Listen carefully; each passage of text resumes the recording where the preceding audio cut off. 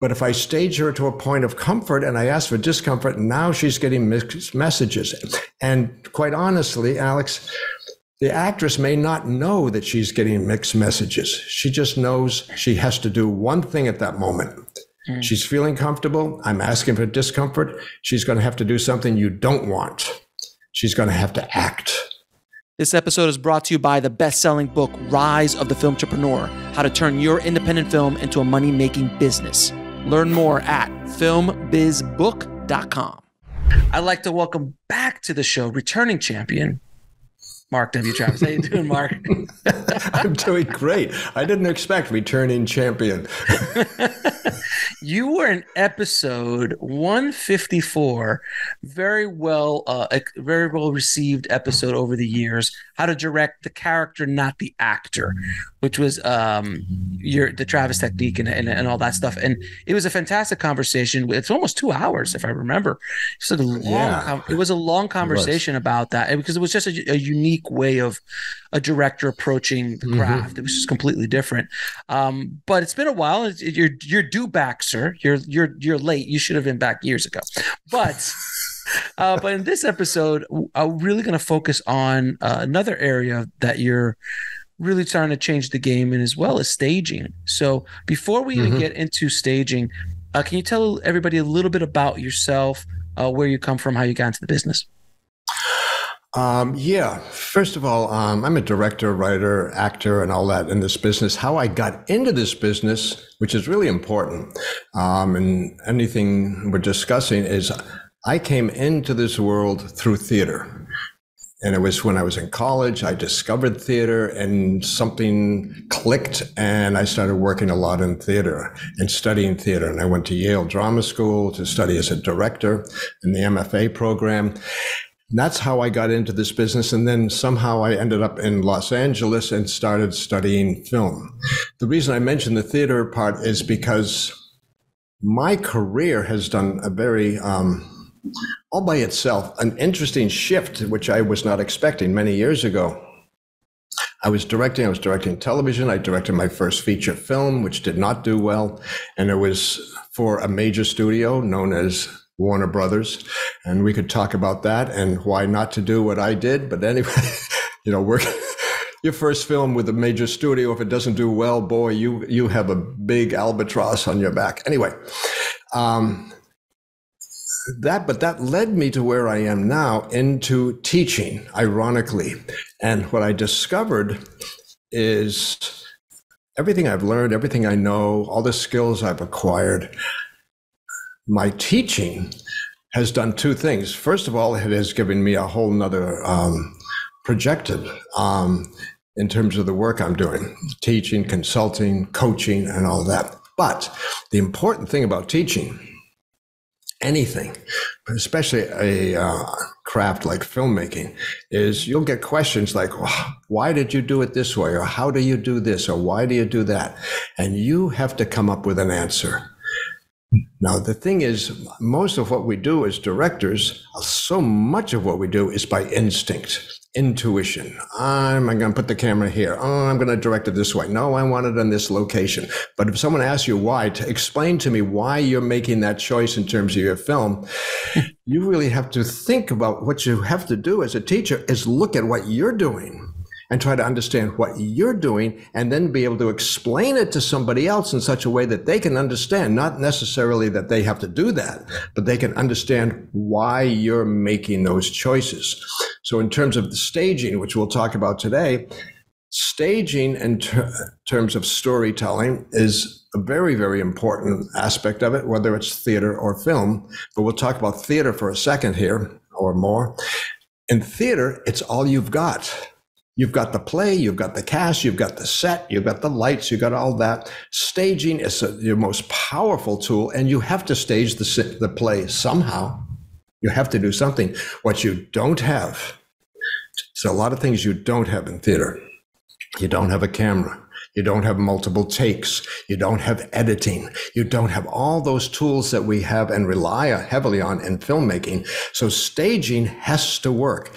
And you have to learn in theater, which I did, and I still direct theater, how can I focus the audience the way I want them to be? How can I highlight something? How can I stimulate the actors? How can I use this tool? I have to use this tool, the staging, to make the play work.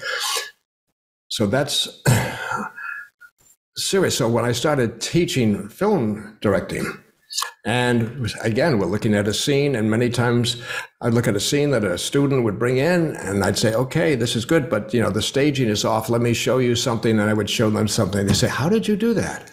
Suddenly the scene would change. Now I have to figure out why, after years of directing, why I'm making that choice. And how does it come to me? So this is a serious part of my work now. And my work now, too, which we haven't discussed yet, Alex, but I will, happy to, is I am trying to very clearly in these coming years focus on a couple of things. One, understand what I do and why I do it and how it works and why it works. And the other is, and that's why I'm doing podcasts and a lot of online teaching, is to record all of it so it's there. It's a legacy project. So I can say, I've recorded this. I've stopped writing books because I can't write a book well enough that you can see what I'm doing. But I can record something. I can record a video. And so now a lot of my teaching, I'm using a lot of video and a lot of film clips so you can actually see the process and see the change. You have to see it. You can't just read about it. So that's where I am now. And I'm doing a lot of online seminars, workshops. I'm in the middle of one now, which is on staging, ironically, and which will finish up next week. I'm doing those in order for me to continue to do this exploration and then share all the ideas with other filmmakers around the world. Fantastic. I've always been fascinated with your teaching technique and what you've been doing. But since you brought it up, I need to go back and ask. Your first feature, or the feature that you did with Warner's, which is called Going Under, if I'm not mistaken. And that's what it did. It went straight down to the bottom, sir. But the cast, you had Bill Pullman, you had Ned Beatty in it, and a bunch of other cast of characters. I had Roddy McDowall doing an impression of Mr. Rogers in the film. I had some amazing actors. So when you went through that process, and this I always love it. I love digging into these kind of conversations and these stories because filmmakers don't understand. And yeah, it was the 90s and it's a different world than it was today and things like that. But a lot of the core lessons are still there. So you went there, you made your movie, it didn't do well. The town threw you into director's jail, basically. If that's generally what happens, right? Especially when you have that's problems. What happens. Exactly. What was the budget? What was the budget of this, by the way? It was around $9 million, which to them was pocket change. So that's like a equivalent of maybe a $50 or $60 million studio movie today. Not dollar wise, but scope wise of what you were trying to do. Scope wise, yes. And it's one of those. A little bit about that. We myself and the two writers, were seeking to make it for $3 million independently, and Warner Brothers got interested. And there's that's a long story, which has something to do with Bronx Tale, of why they were interested, because I created Bronx Tale anyway, and so they wanted to talk to me. But as soon as they took it over as a independent project that they were just going to do a negative pickup on. And then Warner Brothers decided to produce it. They said, no, it's not going to be a negative. And that's when it went from 3 million suddenly to 9 million. And getting back to what you're talking about, did anything change? No. It just got more expensive. And all the vendors that we had already lined up to work on this project, suddenly their prices went up when it said Shocking. Warner Brothers. Shocking. And I got more money, but I can't do any more. I can't do more with it. But I got more money to spend, but that's it. So what happened was it exploded financially, and it also exploded in terms of studio control. And that's the studio at the same time started to crawl up your butt. Yep, absolutely. And there are a lot of other stories. If you want to talk about them later, I can. It's a long, painful beautiful but painful story. Yeah. So yeah, and it's just a classic tale of what happens in the studio system, unless you're a big hitter and you're the 800-pound gorilla, or you can walk around like Ridley Scott and do whatever the hell you want. That's right. It's a different conversation when it's your first time out and you got a shot. Now, so one little thing. I'll make this short. Sure. Bob Daly, who was head of Warner Brothers at the time, and when the film was finished, and he wanted to meet with me, and we had a very nice meeting. And I'm not going to get into all of this right now, but the internal politics of a major studio, once they're producing your film, you're part of that, and and you get into the competition between executives, between them. It's like the world's most dysfunctional family. Mm-hmm. And all Bob Daly could say to me afterwards, he says, "I'm sorry, Mark, you were just at the wrong place at the wrong time." Had nothing to do with the film, the quality of the film. It had to do with the internal politics that was going on, the wars that were going on. And I can only imagine what's going on at Warner Brothers again with Batgirl. They just shelved $100 million finished film. I know, yeah. Extraordinary. That's never. I mean, they'll dump it on HBO Max. I mean, how bad? They released Catwoman. Like what? I mean, how bad is Batgirl that they just? So the politics. You know how many people lost their jobs during that. There's so much stuff going on inside the walls. In fact, if they released it now, even just streaming, do you know how many people would want to see it? To see, to see how bad is this really? Well, it was like Cats. I mean, Cats was so bad that it's the worst thing to happen to cats and dogs. But my favorite line, favorite. That's great. I like that. That's good. It was a Twitter review. I was like, oh my God, that is amazing. I stopped 20 minutes in. I just couldn't go any farther in that movie. It was so bad. But I got to start to watch it. And the only reason I wanted to watch it was, how bad is this? Yeah. And you found out. And that's good. And so it was what you expected, or worse. And anyway, but that's right. But that's the thing too with Batgirl is that you're right. If there's a reason why it's not being released, and it's politics, internal politics is the only reason why it's not getting released, because there's value there. Even if it's a bad look, Warner Brothers puts out bad movies. They've put out a ton of bad movies in the history of Warner Brothers. Yeah. So what made this one so special of how bad is it? It's insane. But anyway, that just wanted to kind of go under with you again, take you back to some of the worst times of your life and really relive them, sir. Yes, thank you. Thank you. So it got so bad that I ended up in the hospital. So there. Anyway. I know many directors who I've had panic attacks on set. Oh, it's not a fun. It's not an easy job. No. Now, there's a question I wanted to ask you. You've talked about the 4 languages of cinema. What are the 4 languages of cinema? 4 languages. Well, first of all, there is the visual language, which is a whole nother subject, which is huge because it's a visual medium. So that's visual. And when I say language, is that you as the filmmaker are actually communicating with your audience through these 4 languages.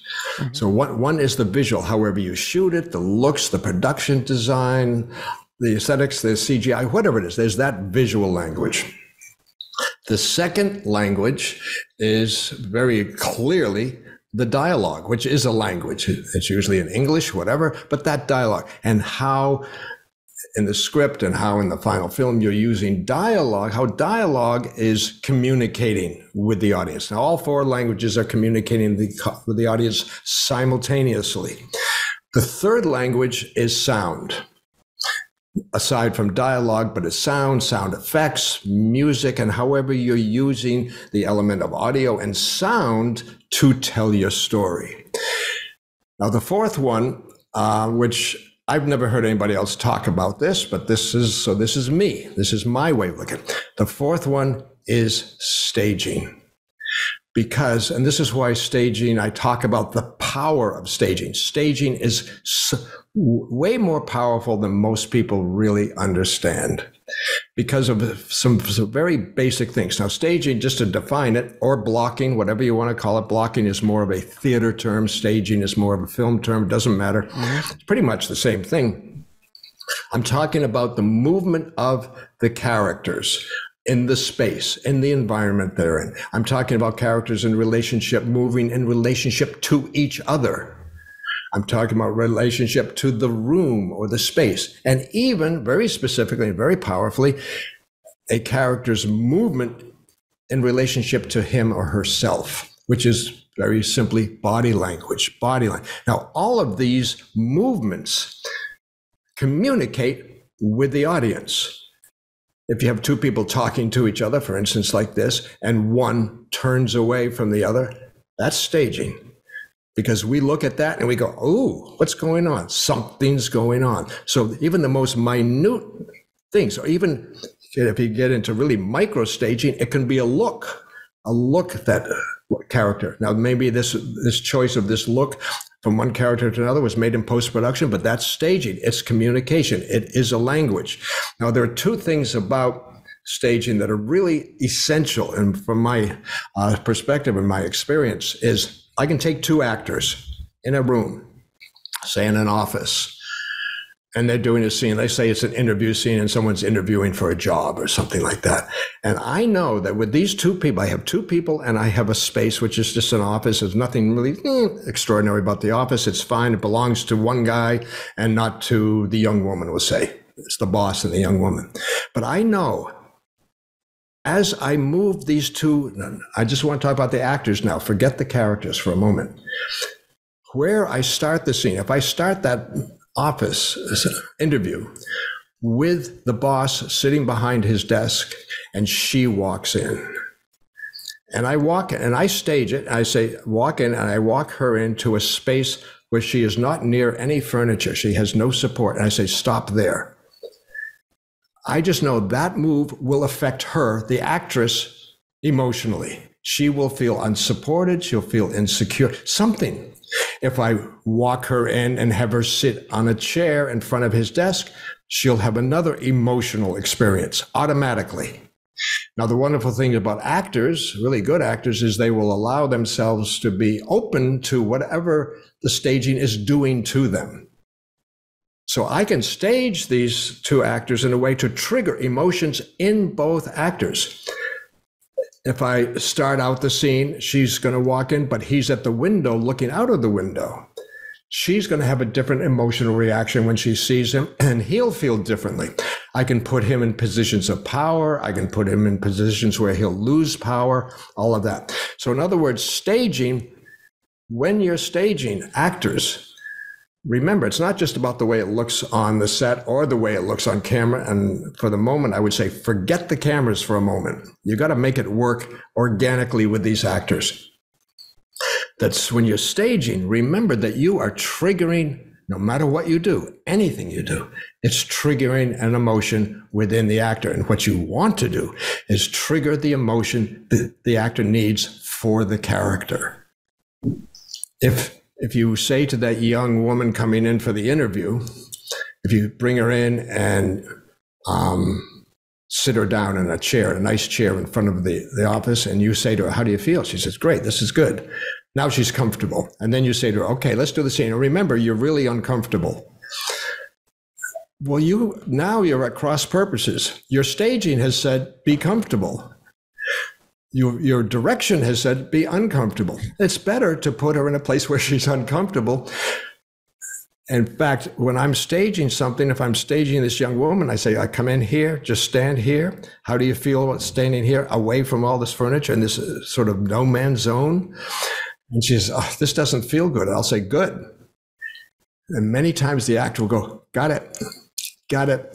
In other words, they understand, now this is an important part of staging. I can communicate with an actor what I want from the actor just by the way I stage them.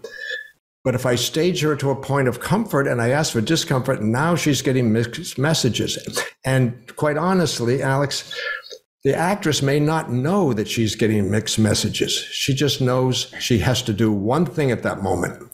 She's feeling comfortable. I'm asking for discomfort. She's going to have to do something you don't want.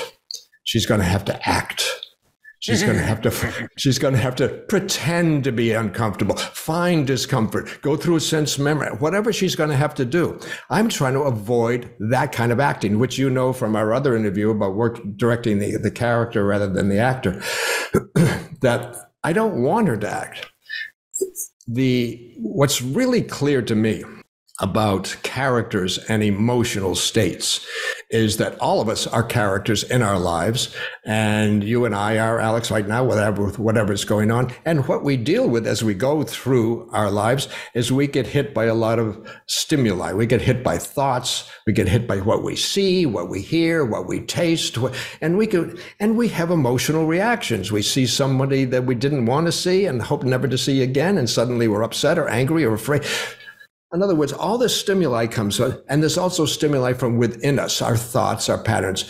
So we go through life having emotional reactions to our daily existence. And what we do is we deal with those emotional reactions as best as we can. When you see a person and suddenly, it feels very romantic, and you go, oh my God, she's so gorgeous. You try to deal with that the best. Maybe you try to hold on to that. That's what we do. We do not go through life, very important, trying to stimulate emotional reactions. So when you say to the actress who's very comfortable, I want you to be uncomfortable, remember you're very uncomfortable. Now she's going to have to stimulate something that she's genuinely not feeling at all. So there's this huge disconnect. So staging is a way not only of communicating to the actors what you want, but it's also triggering those emotions inside the actors. Now, as you do that, again, forget the cameras for a moment. As you do that and you watch it, or anybody watches it, now we're back to theater for a little bit. As the audience watches that, the audience, by projection, will respond as well. She comes into the office. She's standing in a very uncomfortable place. She's feeling uncomfortable. The audience goes, oh my God, that's so uncomfortable with you. In other words, the audience is now you're helping the audience help you connect with what's really going on. So you're actually, through the staging, not only communicating with the actors and then the characters, you're also communicating with the audience. Your staging is telling the audience exactly what's happening inside the characters. So it's a very powerful. That's why it becomes a language. It's a language between you and the actor, the character, and the audience. Staging is a language. So what happens when an actor decides to go his or her own way in a scene where there's like an improv, or they seem to want to go somewhere else and it's not exactly what you either discussed, or, it's a little bit more fluid. They want to act a little bit more fluid and not hit marks and do turns, and they just want to be more in the moment. And there are actors, obviously, who love to be in the moment, and we love that. Well, how do you, in this scenario, how would you deal with that? Well, it gets very tricky. I mean, you have to, as an individual director, I'm talking to you, Alex, but anybody who's listening, you as a director have to decide for yourself with that project. We'll say, project by project, this can change. How you want to handle that, how strict you want to be in terms of that kind of movement. And even in dialogue, are you going to, if they want to improvise movements, are they also improvising dialogue? How loose you want this project to be, or this scene, how you want to do it. And I've done some projects where scenes are heavily improvised, but that's just that one scene in the movie. Because I felt with that scene, this is how I'm going to find something even better. So you have to decide. But getting back to what you're saying, the actor says, no, don't tell me where to go. Don't tell me what to do. I'll figure it out. Two things, and I'll tell you a quick story about the Actors Studio, something that happened there. The one thing, all of us, human beings, by instinct, we go through life doing two very simple things.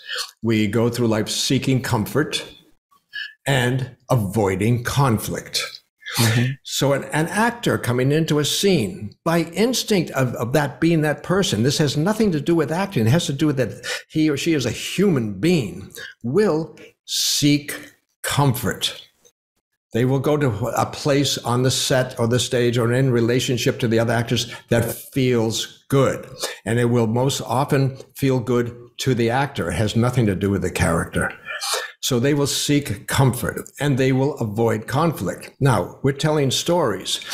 And as you know, as a writer and director, what are most of our stories about? Discomfort and conflict. That's it. If you don't have discomfort and conflict, what do you have? Not you much.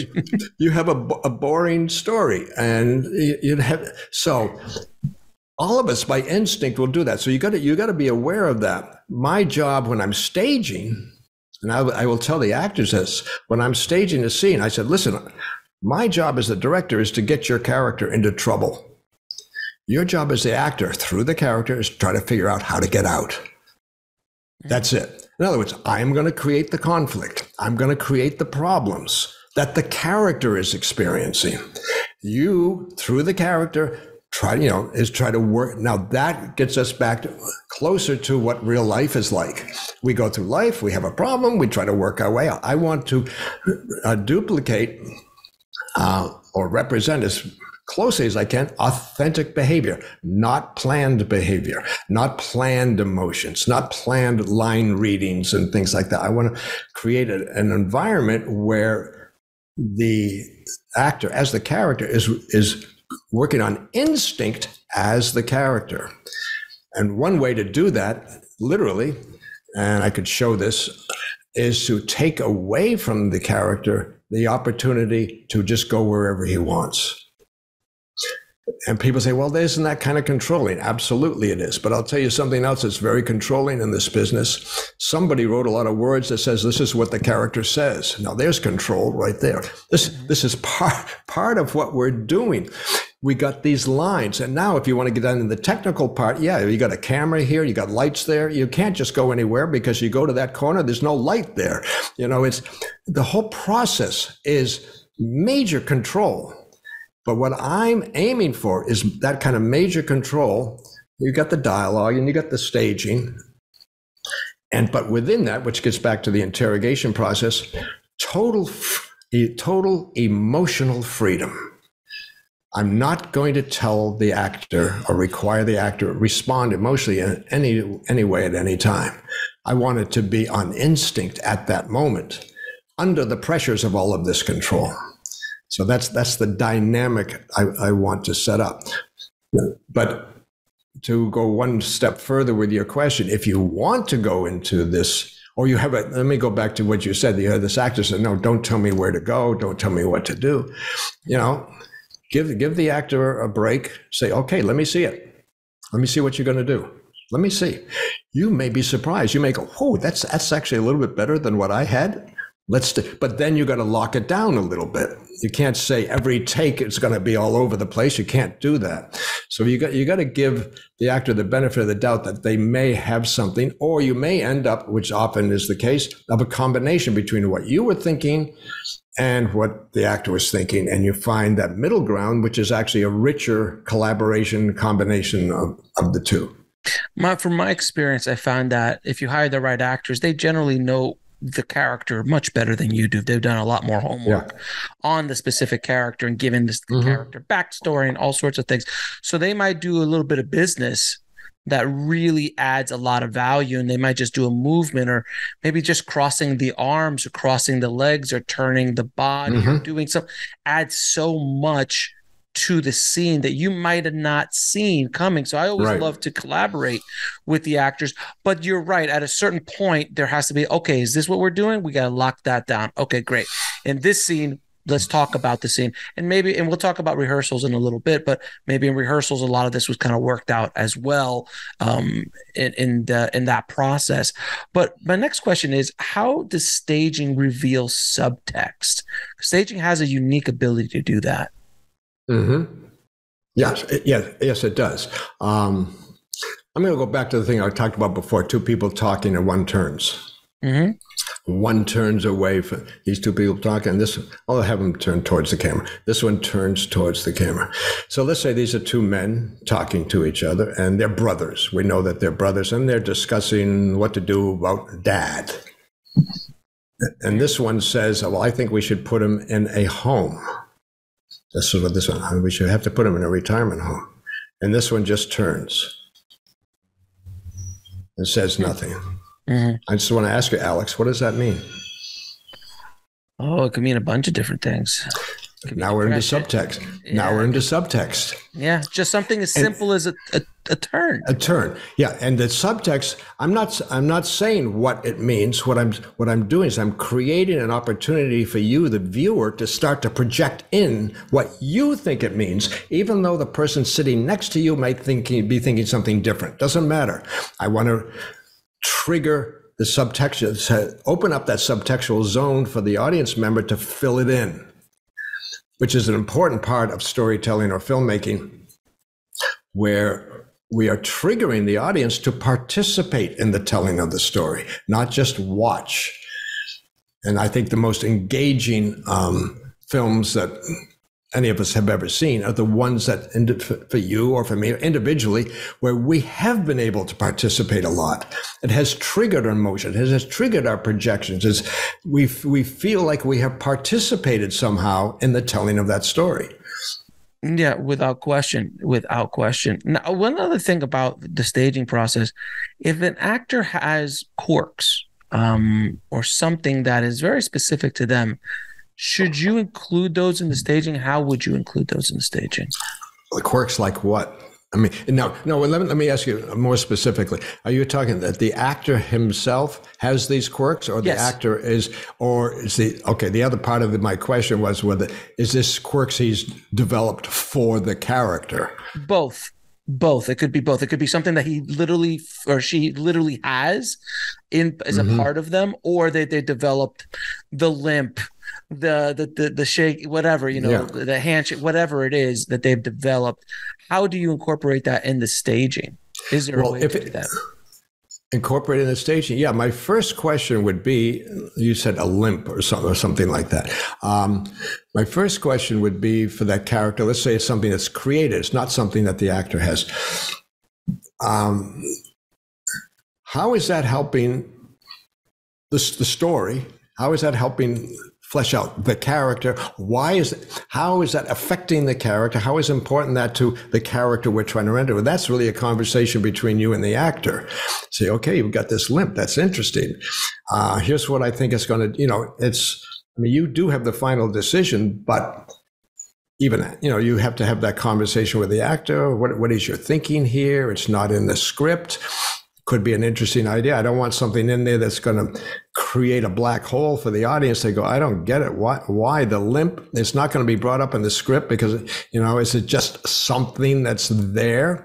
And if you can make it somehow elemental to the character, you can make it somehow that it becomes an interesting part of the character. Mm-hmm. Then it's fascinating. It's not like The Usual Suspects where Kevin Spacey has that, string and that he shakes it off at the end. That's a whole. Yeah, but you look at Dustin Hoffman in Rain Man. I mean, his whole movement is erratic because that's his character. Yeah. So he's doing his thing. He's walking. He's autistic. So that will affect staging, like how, because he's almost erratic. Yeah. So that's why that was kind of like the question. Yeah, and then with something, I mean, the Rain Man thing is a good example. Your question, whether if you have this one character who has this erratic behavior, you as the director have to think, okay, how do the other characters respond to this? Are they aware of this? Does it bother them? Is it, now in Rain Man, it was a big thing between Tom Cruise and Dustin Hoffman, those two characters, those brothers, because he's dealing with this autistic brother, et cetera, et cetera, et cetera. So it can't be just a quirk for the sake of, isn't that an interesting quirk? Because it won't be an interesting quirk if it becomes a significant part of it. Now, the other part of what you're asking is if the actor himself has this quirk, and a lot of actors have quirks, which we've seen over and over and over again. And if it's a quirk that we're very accustomed accustomed to. I mean, for some reason, I'm thinking of Owen Wilson and facial expressions and, things like that we've seen a million times. He's a great person to imitate, I guess. Say, do I want that? Do I want that? Or with a skilled actor, do I want to eliminate that? Do I want to, have him shift into a character who does not have the quirks he has? Like I was thinking of someone like Daniel Day-Lewis in There Will Be Blood. His movements are so kind of through the wall kind of movements. He's very powerful. He's very imposing with his movements. And when he walks in a room, he just walks very differently than he did in Lincoln, let's say. It's extremely differently. Yeah, you're right. So as a director, you're looking at them like, okay, so he's bringing this energy. And if it's Daniel Day, obviously this is a different conversation. You go, Mr. Lewis, how are you going to walk in the scene? Let's figure this out. How can we work it? But if you have an actor that's bringing that kind of energy to the scene, which is part of the character, that was the kind of question, like, how do we rework it? And there might be that erraticness around it. And the Rain Man and Tom Cruise situation is they're both very opposite. One's very erratic, and Tom Cruise generally is stoic, controlled, everything. The only thing that knocks him off kilter is Raymond. Raymond's the one who does knock him off kilter and things like that. So it was just an interesting, just curious to see how we approach it. But I think we answered the question. Yeah, but let me go back to There Will Be Blood and Daniel Day-Lewis. And you're right. Daniel Day-Lewis is a whole conversation by itself, but an actor who is taking on a physical behavior like that because they feel like, first of all, that probably empowers them to get into you don't want to just take it away. And I think for There Will Be Blood, that it was very appropriate for this character who basically was bulldozing his way through life and through everybody else and didn't care. So it sort of represented that. But think about, just as the director, you have to think about this character. Again, the same character, There Will Be Blood. Is that the way he always moves?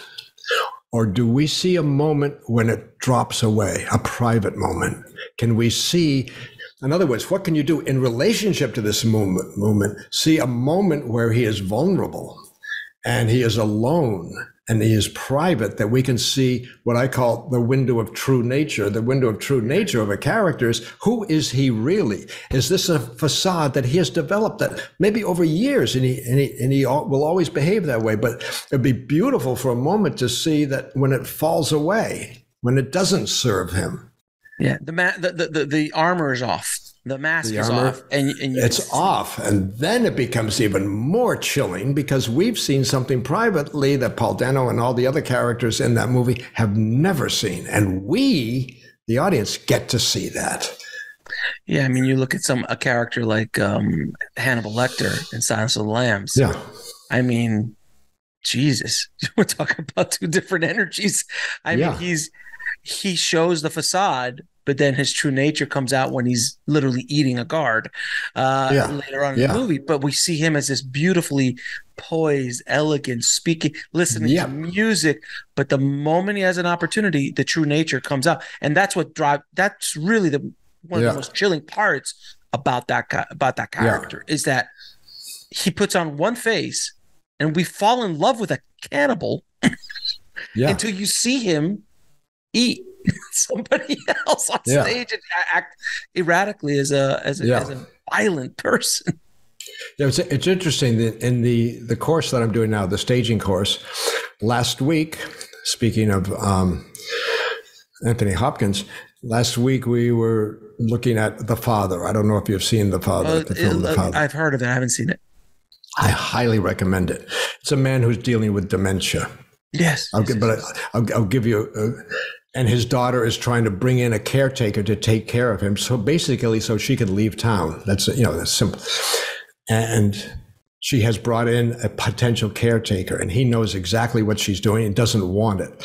And he meets the caretaker, and he's ebullient, and he's charming, and he's delightful, and basically showing, I don't need any help. He goes off for a moment to get his watch. Now he's alone. He's coming back. And there's one moment, Alex, where he's coming back to talk to the caretaker and his daughter again. And he stops in the hallway. And he just stops. And all he does is stop. And you see, oh my God, that's a moment. It's what I call an empty moment, a moment that you could project anything you want into it. Is it fear? Is it indecision? Is it, what is going on? And then a moment later, bam, he's back in the room and he's entertaining. Now that little moment is a moment of true nature. What's really going on with that character? And it's all done through staging. It's not in the dialogue. It's not probably in the script. I have the script. It doesn't say that he does that in the script. It says he comes back with the watch. But there's that moment which he may, quite honestly, clearly Anthony Hopkins may have just done on his own. Comes back and he stops. Just thinking. And maybe he's thinking about, how am I going to handle this problem? Maybe he's thinking, I'm in trouble. Maybe he's scared. Maybe he forgot where he was a second.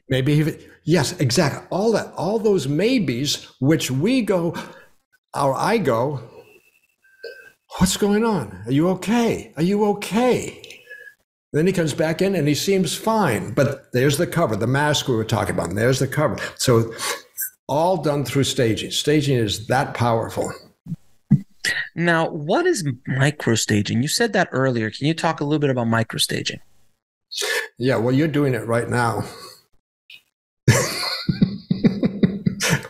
that was lovely, Al. That's acting, sir. That was acting. If anyone, you should watch the video, guys, to see my performance I just put on there with microstaging. Okay, these are my terms: microstaging and macrostaging. Macrostaging, for a moment, is walk over to the desk, sit down. Those pretty much those big moves, and even in an action thing, a fight sequence is all macro. Microstaging can be this simple. Two people sitting at a table. This is why I say you're doing it now. And one person's talking to let's say it's at a restaurant, a cafe. Let's say man and woman. Woman is talking to the man about something. Doesn't matter what it is right now. And the man I'll give you two stagings, both of them micro. The man is just sitting there listening and nodding. Mm-hmm. Or the man is looking down at his fork and moving it. Now, those two are totally different. That's a micro, the tiniest little movement. Or to take it one step further, the man's listening to her, right? And she's talking about people, we don't know who they are. And she mentions George. And on George, he looks down at the fork and picks it up. What does that say? That's microstaging. He has actually changed his behavior. That little shift there, again, it opens up that space that we go, something about George. What is it about George? She mentioned George, he shifted. If I just said to him as an actor, when she says George, just look down at the fork and pick it up. And he'll go, okay. Easy to do. Very easy to do. Anybody can do it. You don't have to be a trained actor to do that. But that we see a shift in the character. And it can easily be something just in terms of eye movement. Now, a lot of very skilled actors, you watch them. If you watch Anthony Hopkins or you watch Meryl Streep or Daniel Day-Lewis or some of these people, Olivia Colman, you watch them, you watch for those little things that they're doing, sometimes maybe by plan, often just by instinct, because they're so into the character. These tiny little, you want to make sure you capture that. And those are micro stages. Those are the micro staging, more than the macro stagings, are the ones that allow us deep inside the character. And it also reveals subtext when you do something like that. Absolutely. Absolutely. So like the example of George with the fork, it's something simple, so simple and so small, but it says volumes. So if you're talking to me and I start yawning, that could either mean I'm just tired, or I'm bored, or I don't want to be here. So, and then you can insert what you want there. And it's just, and the eye movements and things like that. So a look is worth 1,000 words. And in movies, you could just, oh God. I'll give you another example. Husband and wife in the kitchen. This isn't a real scene. I'm just making it up. Husband and wife in the kitchen. He's sitting at the kitchen table, maybe with some papers and stuff, whatever he's doing there. That's his independent activity.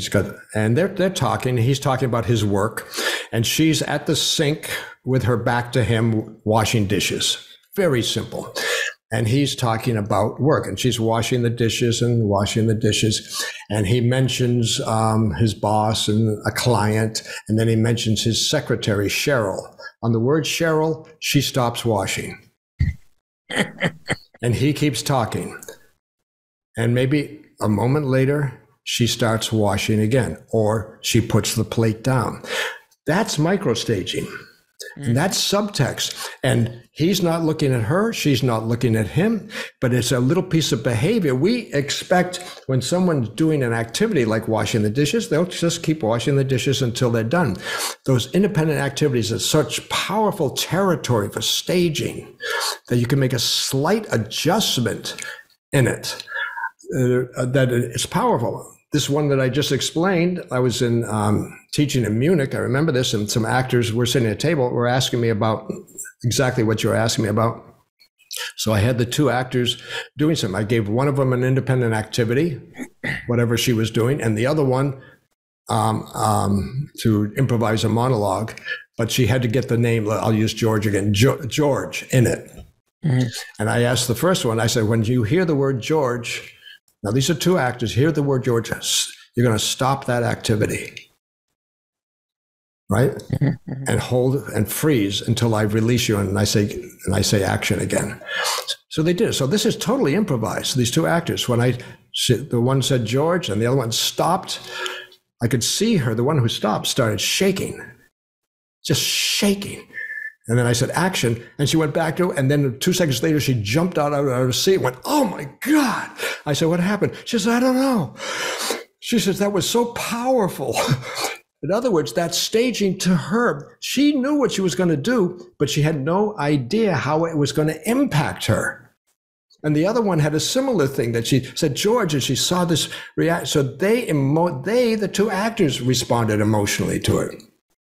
Look at that. That's how powerful it is. And if you can capture it on camera, then you got money. And the great thing, like what we're talking about, independent activities and some of this micro stuff, they can do it again and again and again and again, take after take after take, exactly the same thing. And being skilled actors, they will allow the impact to happen every time. Just allow it. You could easily not have it happen, but you don't want to stop it from, you want it to happen. You want that because that's part of what you're doing. That's part of the character and part of the moment. So it'll always work. So now let's say you're in rehearsals and you're staging in rehearsals. The actors are working. We worked out these micro stages, worked out the macro stages. And we kind of had an idea of what the scene's going to be like.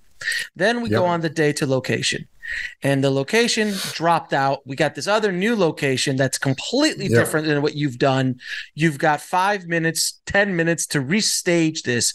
What do you do? Yep. First of all, in the initial rehearsal, you stage it for one location. But what you actually, hopefully, if it was staged well, you did explore and you found the essence of the scene and how the staging was helping you get to the essence of that scenes and what's really going on between those characters. Now, the staging is helping you do that. That's what you have to rely on, is the essence of what you achieved. Now you look at the new location and you say, okay, actors, we have to change the staging, but we're staying with what we achieved. The relationship between the two of you, the sense of betrayal or the surprise at this moment, but we're going to have to restage it very quickly, still going for what we had, but in a new location. So it's not do the same staging. It's render the essence of the scene in a slightly different way, but still getting what the scene is really about, what the arc of the scene is, what the transformation in the scene is, what the shift in the relationship is, the core moment of the scene. You're still getting all that. You just have to do it a different way. And that's why I recommend to directors, when you're sitting down, even before rehearsal, figure out how you want to stage the scene 3 different ways. 3 different ways in the same location. You have this location, it's the kitchen or whatever, 3 different ways. Doing it in 3 dramatically different ways. I mean, and for instance, you can stage it in a way that, okay, this is going to take a long time to shoot because there's a lot of movement, but boy, I like it. Good. Stage it again where there's no movement, very little movement, where you're relying on micro staging more than macro staging. So if you get there and you only got 2 hours to shoot this scene, okay, I'm going to shift. I have to shift to something that's simpler. Or, as you've mentioned before, the actor comes up with an idea. If you have 3 different ways of doing it, they're going to come within one of those. You have all these options you can go to. And if you've done it in 3 different ways and they all seem like they're going to work for you, you have been hitting on the essence of the scene, what's really going on in the scene. The staging is not the scene. The staging reveals the scene. So, got it. So if you've done 3 different ways it can be revealed, and you may get on the set and do the one you like the most and go, yeah, I don't, wait a minute, I got another idea. You may just shift because you're going, this is not working as well as I thought it was going to. Hopefully, because of my background in theater, I'm really advocating this. Hopefully you've had rehearsal time with the actors. And I don't mean rehearsal on the set, because that's really not rehearsal time. That's just you eating up production time. It's very expensive rehearsal time. You should not be rehearsing on the set. You should be reviewing what you did or clarifying what you're going to do, and that's it. Not exploring, how am I going to stage this scene? You need to do that earlier.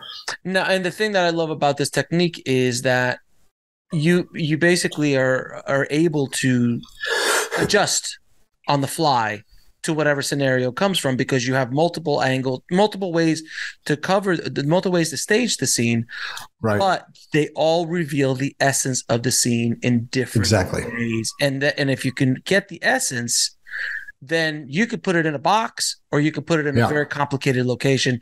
It's still going to reveal the same thing. There might be the chess pieces will be moved a little bit, but the essence exactly. The essence that's what you have to capture, the essence of the scene. Now, you've talked about in the past inner dialogue.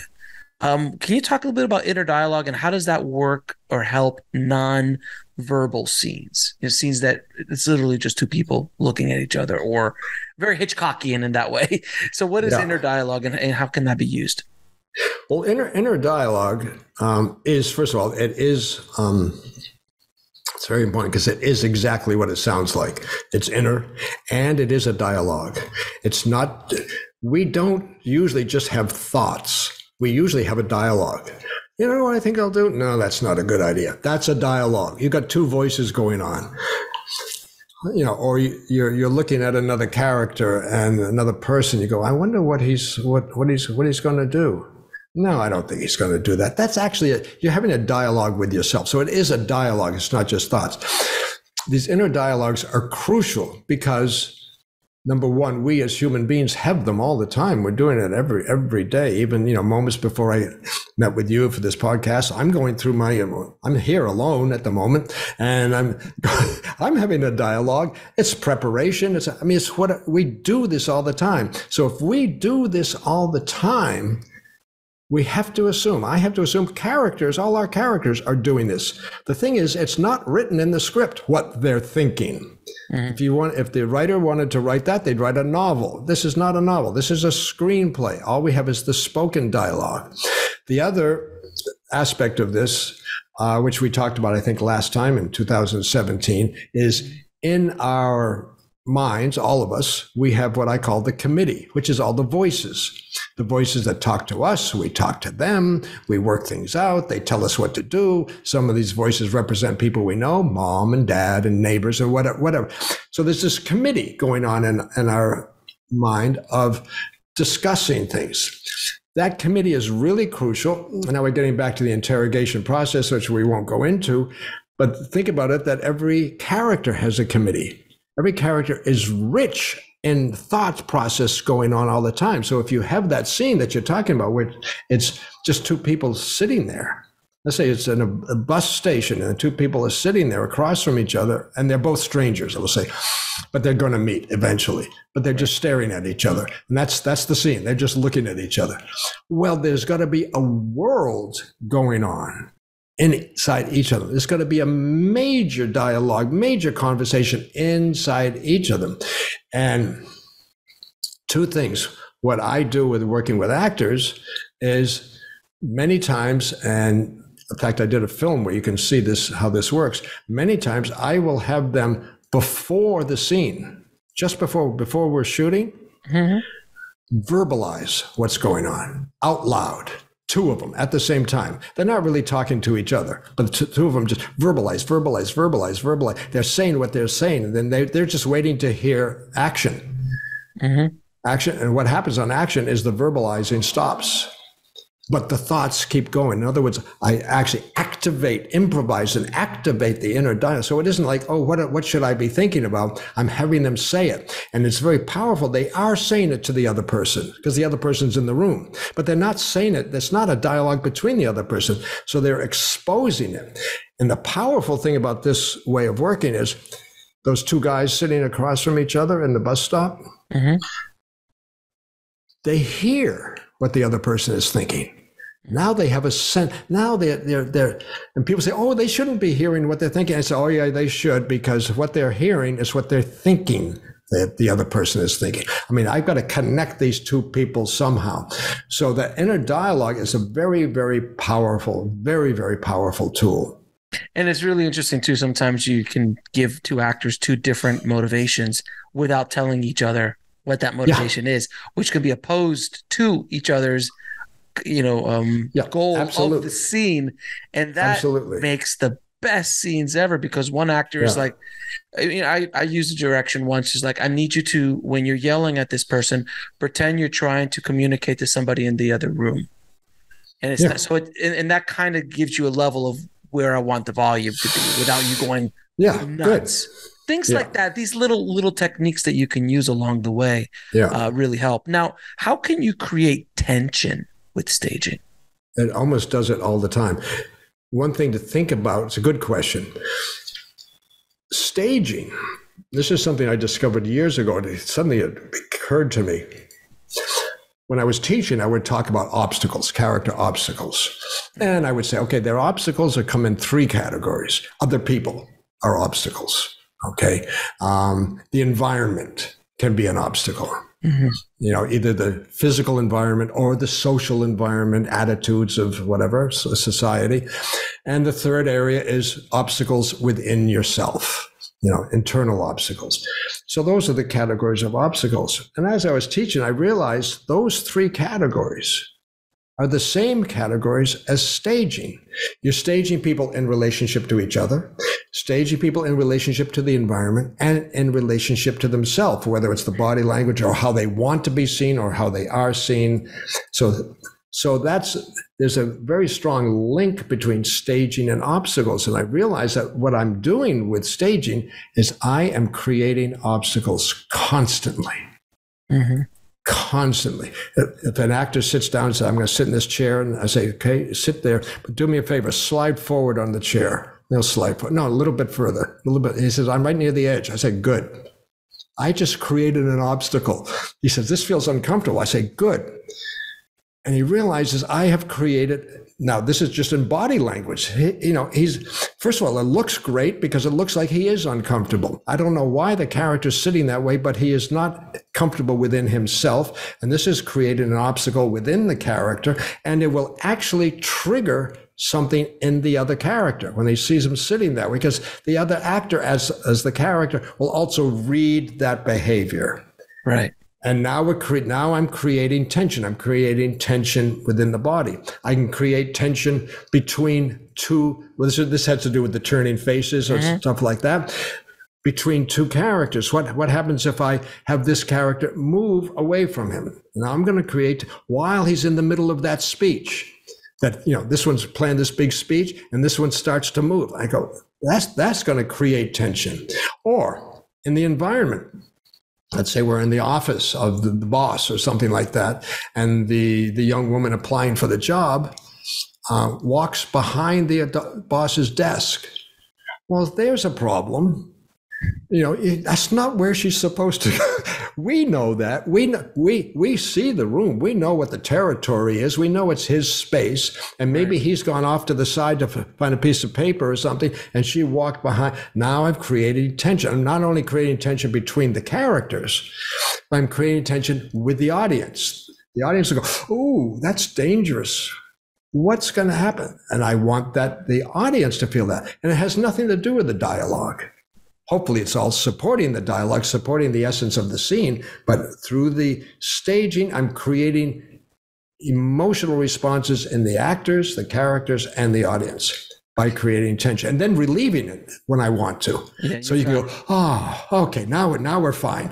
Oops, which, by the way, is an art, because there are movies that some of these more testosterone-ridden movies sometimes don't let go of the tension. They just hold you and hold you and hold you, where it becomes very unpleasant for the audience. I've had that experience a handful of times in watching a movie that the director just wanted to keep it cranking. You're like, no, you've got to release the valve. You've got to release the valve a little bit. Even Hitchcock released the valve. Oh yeah, absolutely. He was a master of it.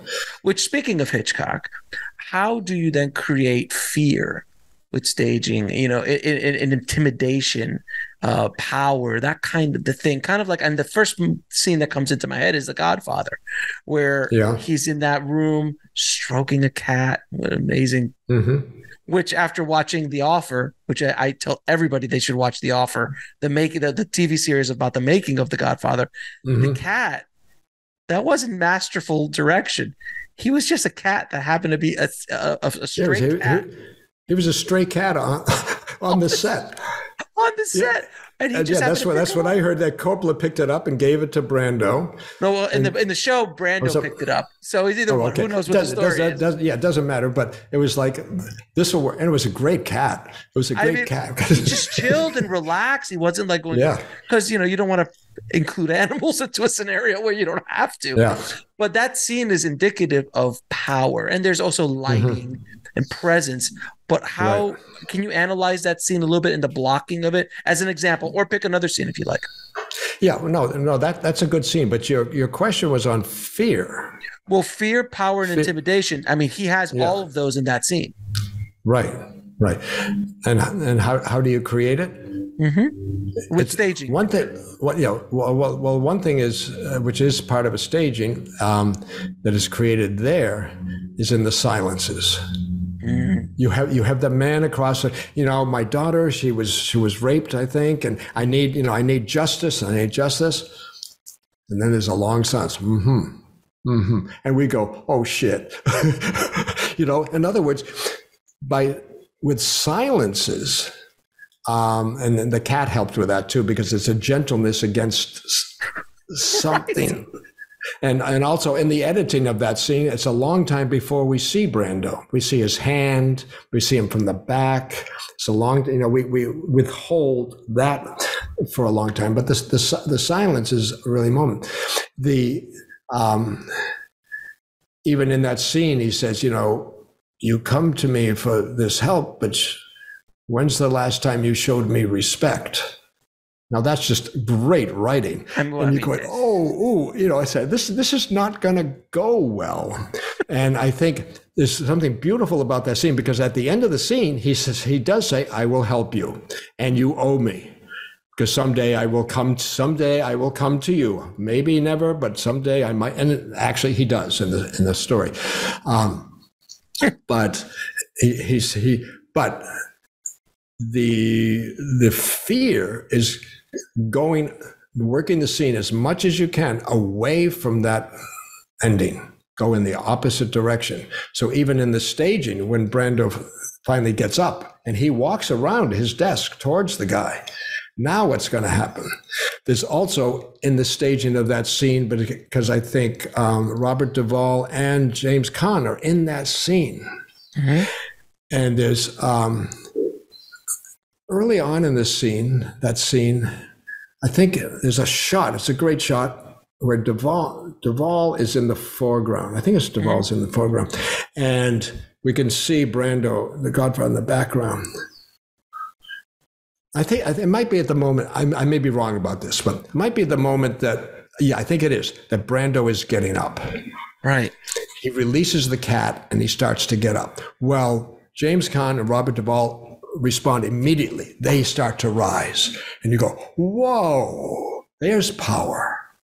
They rise because they don't know what he's going to do, but it's like the boss is moving. I'm ready. I'm ready. And where they're moving around, they're not going any place specific, but they're sort of positioning themselves to be ready. So it creates a tension in the whole room, which the guy asking for the favor has got to feel like everybody's moving. Is this good or is this bad? And that's what you want, to create that fear and to create that tension. And that staging is so powerful because you're absolutely right.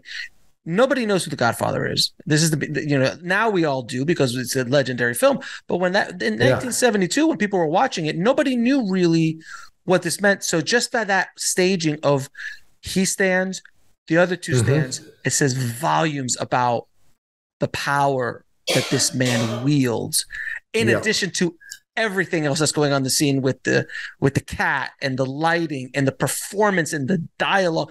It all works, but that staging just adds this gravitas to this man, even more so than he already had. Not to mention it's Brando.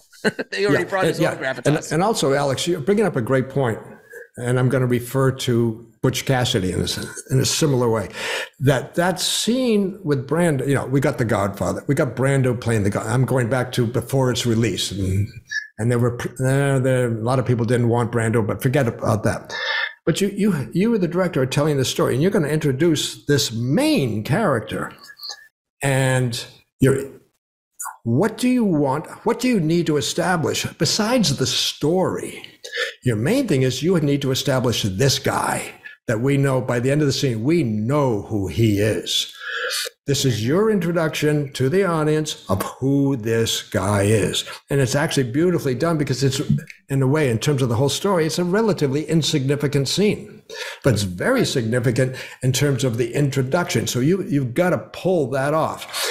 The reason I said Butch Cassidy, William Goldman, when they were about to, the writer, not the director, William Goldman, when they were casting it, and they had Paul Newman, who at that time was a major star. Mm-hmm. And they were talking about Robert Redford, which is basically unknown. He was coming up. He was coming up, but he wasn't at the level of Newman. No. And a lot of people said, no, you got to get someone who's at the level of Newman. So William Goldman knew he had to write a scene, which he did, where he can establish Sundance Kid or Robert Redford at the same level and of respect as Newman in one scene at the beginning of the film. So from then on, they are equal. And that's the scene where Sundance Kid is playing cards, and he has accused someone else of cheating, or someone accused him of cheating. And Newman comes in and says, come on, we got to go. He says, no, he has to apologize first. What? He has to apologize. What? He accused me of cheating. What? He has to apologize. Come on, we got to go. And then in that scene, the way it's written, Newman says, Butch Cassidy says, Sundance, come on. And suddenly the room changes. People, Sundance? You're Sundance? He goes, yeah, he's got to apologize. No, I'm not going to apologize. I'm going to apologize. Sundance. And someone says to him, are you really that good? Which means with a gun. Are you really that good? In other words, now we're hearing about the legends about Sundance. And this is a famous scene. And maybe by this time, Sundance is standing up. And I don't know, someone says, can you shoot that bottle over there? Right. And he's just standing there. He says, just stay there. And he shoots and he misses. Right. And they go, oh, okay, he's not that good. Then Sundance says a key line, says, can I move? They go, what? Can I move? Well, yeah. So he starts moving. He actually starts moving a lot and shooting. And that bottle goes, and then he says, I'm better when I'm moving. And you go, now that whole scene was so we go, who the hell is this guy's amazing? Bring him up to the level of Paul Newman. So when they walk out of that scene, they're at the same level. So it's the same thing as with The Godfather. How can we create a scene and create a moment to bring that recognition of a character to a certain level before we launch into the full movie? And as you were saying that, the character that came into my head was Val Kilmer's Doc Holliday in Tombstone. In a similar way, if you don't know who Doc Holliday is, when you hear the rumblings from others, how fast he is, and that he's a lungard. He's got I forgot what's that thing called. They called him a lungard. I'm not sure if that's appropriate or not, but he has, that was what they called him in the movie, and how he drinks all day, and even with all that stuff, he's still better than anybody else in the room. Yeah. It's pretty remarkable. And the other character, which I haven't seen in recent years anyone do this, John Wick. My God. I mean, the way they set that character up is so beautiful, because for the first part of the movie, you don't know what John Wick's capable of doing. Right. At all. And then only by the other characters' looks, micro stagings, all these kind of things, like when he opens up the door, this is after he already showed a little bit of what he could do. When the cop opens the door, he's like, we heard a couple shots, you working again, John? And the cop it's just so brilliant. But then, like, the biggest, baddest, criminals, just hearing his voice is like hearing the boogeyman. Like, it's over, you're done now. The boogeyman's coming to get you. Death is coming. It's so fascinating, and it's such a brilliant. And look, they're holding it off to like the episode. What fourth? The fourth one's coming out, and I think they can sign for 4 and 5. They're brilliant films, but that's a really beautiful case of how the outside characters and environments really set up the main character.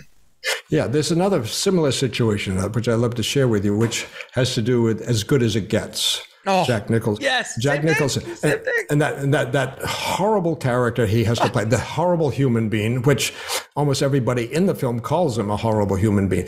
But two friends of mine were working on it, John Bailey, the cinematographer, and Richard Marks, the editor. And what I heard is that they'd finished the film and they had the first cut or whatever, and they did previews, and everybody hated the film for two main reasons. One reason, they didn't understand what was wrong with this guy, why they didn't understand his quote, illness. They didn't show, they didn't explain it? You know what? I'll tell you what they did. Okay. They didn't understand his illness. Let's put it that way. His OCD at all. And the whole idea of him falling in love or anybody falling in love with him, forget it. So it was a disaster. So they went out and shot 2 more scenes. The one scene, in terms of what you're talking about, the OCD, the scene of him washing his hands with the Neutrogena soap and throwing the soap things away. Remember, he walks down the hall, goes in there, and that was not originally. They had to show him the OCD right at the beginning, so you go, okay, he's got a problem. So they shot that scene. And the reason it's shot the way it was shot, which John, the cinematographer, explained to me, he says, we only had that wall. That's the only wall we had, because you're going back to do a reshoot. You don't want to put the whole apartment back together again. The other thing that they shot, in terms of him falling in love, which was not in the original, was him walking the dog and the dog jumping over the cracks. Oh. Okay?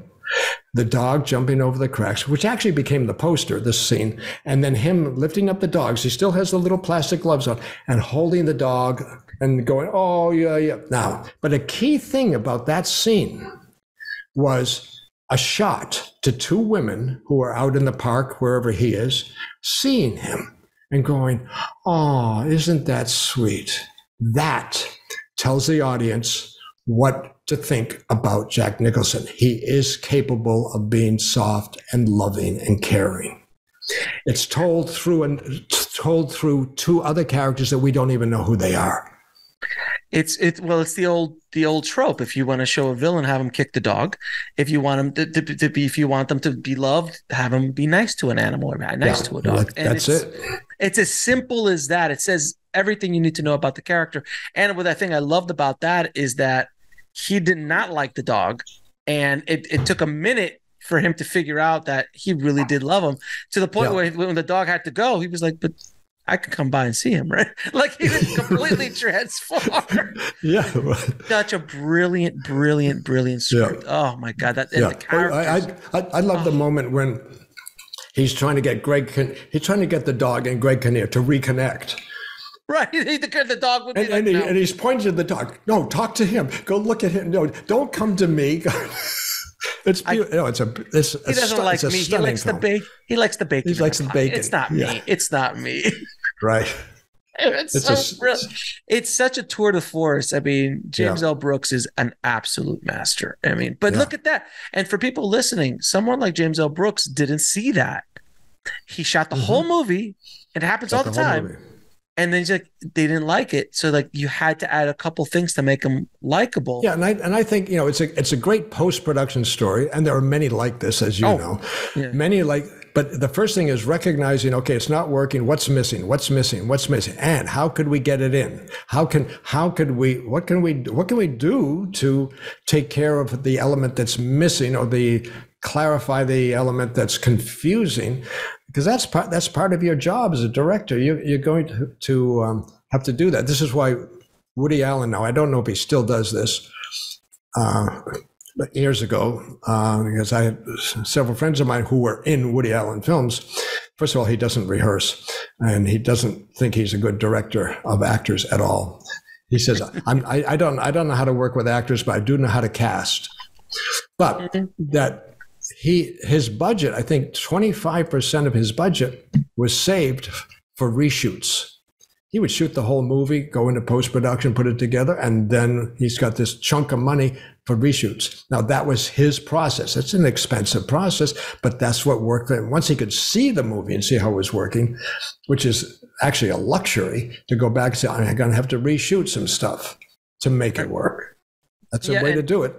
And I mean, the reason why, and people always asked, about Woody and he did a movie a year for 40 years, 30 years, something like that. I know. It's an unheard record, but he keeps his budget so low that he has complete freedom, and then casts the biggest movie stars in the world who come to work for him for scale. Yeah. So it's good work if you could get it, sir. Should we all be so lucky? Exactly.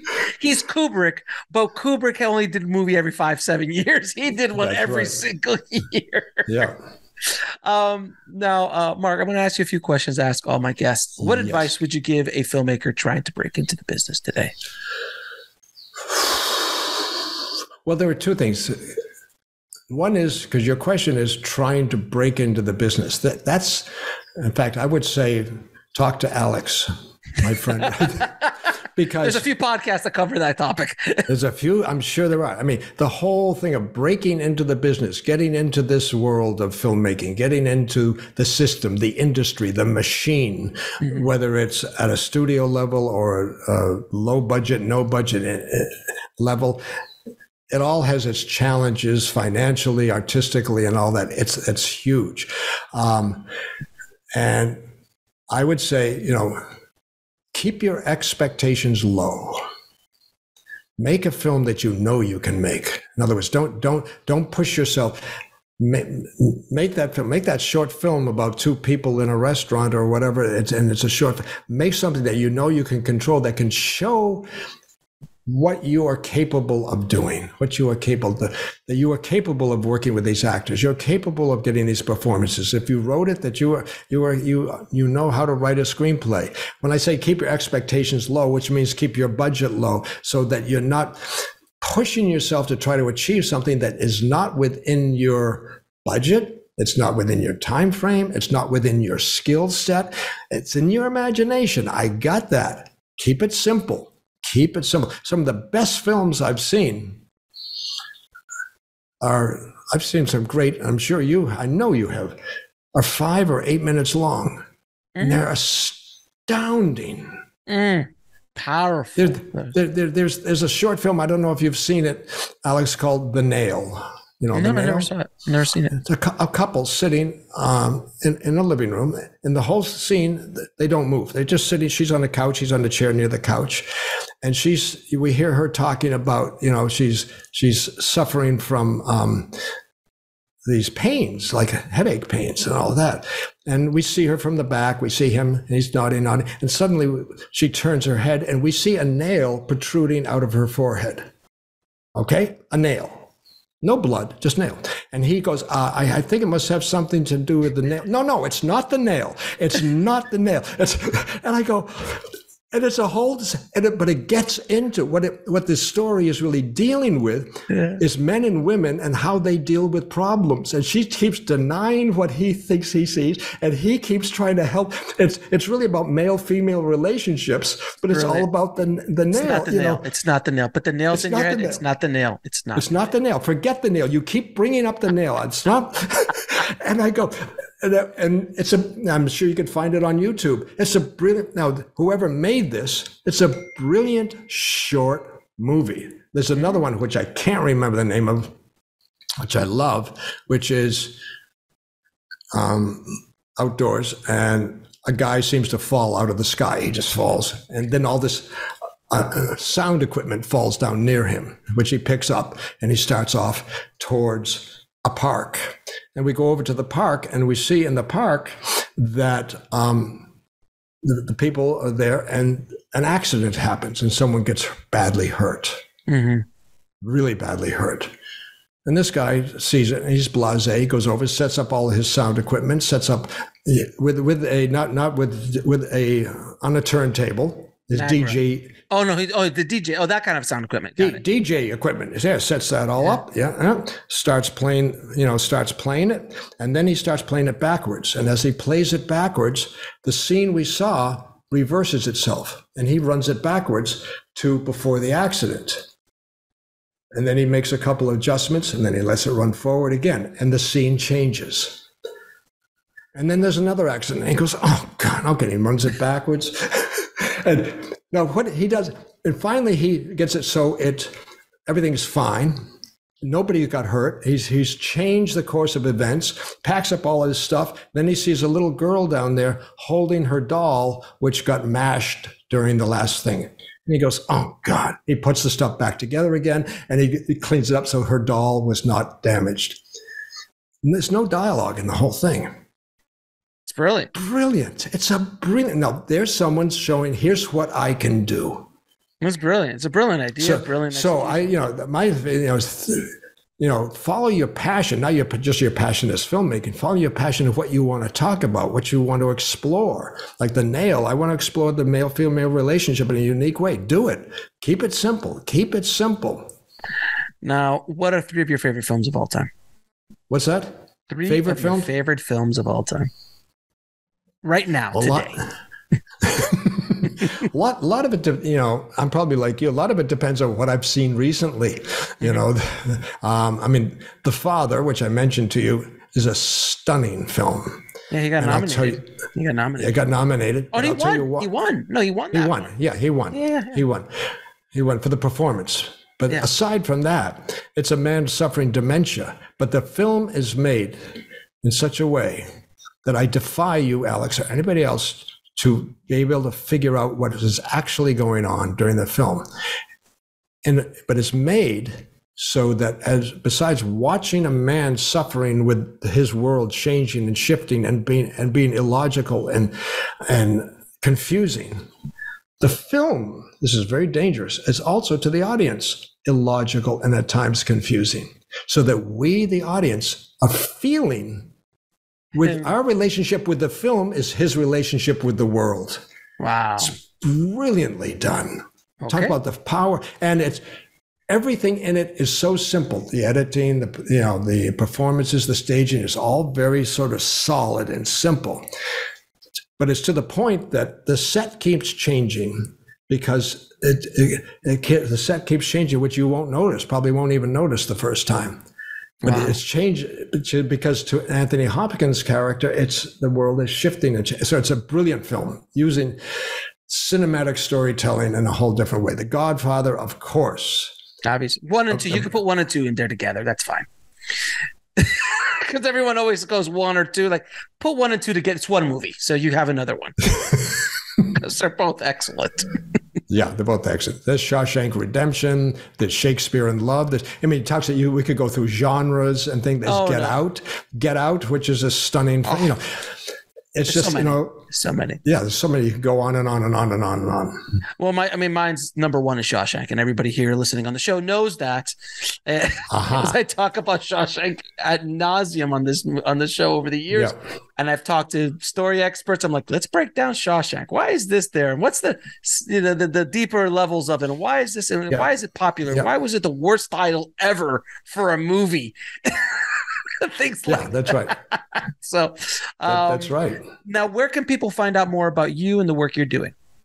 Okay, the easiest way to get in touch with me, which is very simple. My name is Mark W. Travis, the W, middle initial. Don't forget that. Mark W. Travis at gmail.com. That's it. You write to me. I'm talking to you, all you listen. You can write to me too, Alex, but you have already done that. That's how you can get in touch with me. And I invite your listeners to get any of them to get in touch with me. Do me a couple of favors. First, you get in touch with me, write me an email, mention this podcast. Mention so that I know and I can let Alex know, whatever. It's nice to know where you came from or how you got here. If you get in touch with me, I have some gifts for you. I have a couple of videos that I will be happy to share with you. One is called 3 Mistakes Directors Make When Working with Actors. Mm-hmm. And the other one is called The Power of Staging. So The Power of Staging is a longer video of talking about and showing exactly what we're talking about today. And the other one is Working with Actors, 3 Mistakes. I can share that with you. And for really, this is a dangerous thing, but I'm going to do it. For really serious, if you're really serious about a directing career, really serious, and Alex, you know what I mean about serious versus whatever else. I want to be famous.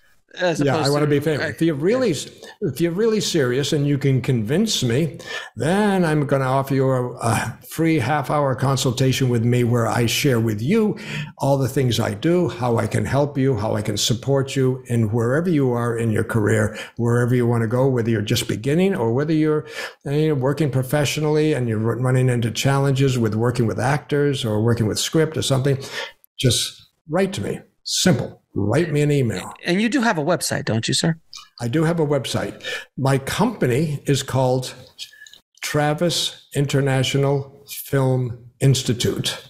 The acronym is TIFI, T-I-F-I, Travis International Film Institute. The website is so easy, T-I-F-I, TIFI.us, not com.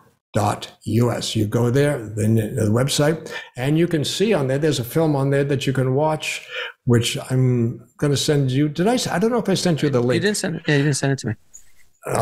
Called Rehearsal Scene 22, where in this documentary, you see how I work with actors using the interrogation process, which is what we talked about last time. It's all been documented, but that's on the website. You can see that.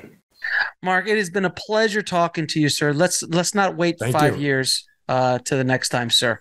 You're a wealth of information, and hopefully this conversation has helped a few people with staging and some other things in their career. So I appreciate you, sir. Thank you again. Thank you. I appreciate the opportunity. It's good to see you.